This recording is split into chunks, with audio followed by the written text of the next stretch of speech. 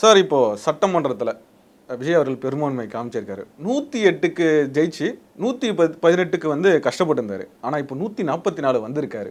So இதை பற்றி என்ன நினைக்கிறீங்க நீங்கள்?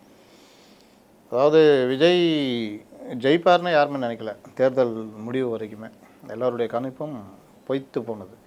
பொதுமக்கள் விஜய்க்கு பெருவாரின் ஆதரவு கொடுத்துட்டாங்க. 2 திராவிட கட்சிகளையும் சேர்த்தால் கூட வராத எண்ணிக்கையை கொடுத்துட்டாங்க. இவங்க 106, 108. அப்போ அவ்வளோ பெரிய ஒரு எண்ணிக்கையை கொடுத்த அதே மக்கள் விஜய்க்கு தனி பெரும்பான்மையும் கொடுக்கல.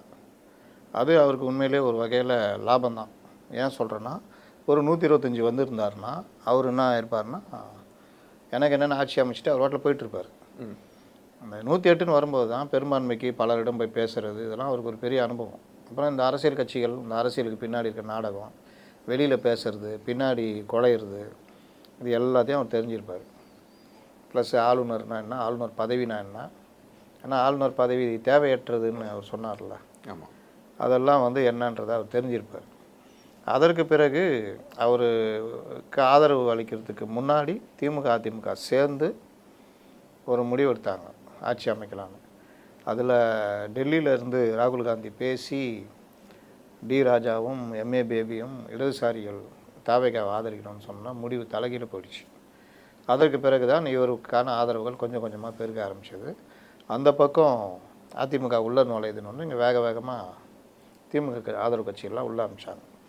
இவர்கள் ஆதரவு கொடுத்தாலும் அந்த ஒரு நையாண்டி பேச்சு, நக்கல் பேச்சு, அவர் இன்னும் ஆர்எஸ்எஸ் குழந்தை தான், நாங்கள் திமுக கூட்டணி தான், இருந்தும் அவரை ஆதரிக்கிறோம் அப்படி இப்படின்னு உருட்டிகிட்டு இருந்தாங்க. அதுக்கப்புறம் இப்போ லேட்டஸ்ட்டாக அதிமுக ஆதரவு உறுதி, இவர்கள் தேவை கூட இல்லை அப்படின்றதுலாம் இப்போ மாற்றி என்ன சொல்கிறாங்கன்னா, ஜனாதிபதி ஆட்சி வராமல் இருக்கிறதுக்காக நாங்கள் காப்பாற்றணும்னு முதல்வர் உட்பட போட்டுக்கிட்டு இருக்கிறாங்க. இது எப்படி இருக்குன்னா, அந்த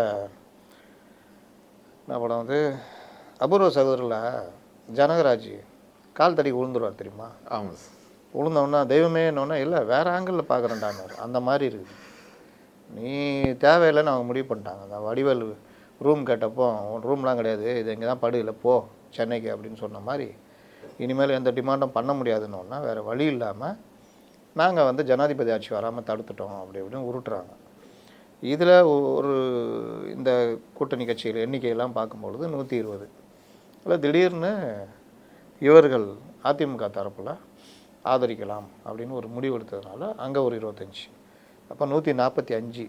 இன்றைக்கி அந்த சேதுபதி கலந்துக்கல, அவருக்கு ஹைகோர்ட்டு தடை போட்டிருந்தது, இப்போ சுப்ரீம் கோர்ட் தான் ரிவோக் பண்ணியிருக்கு. அதனால் அவர் வந்து கலந்துக்கல, அவர் அதனால் 144.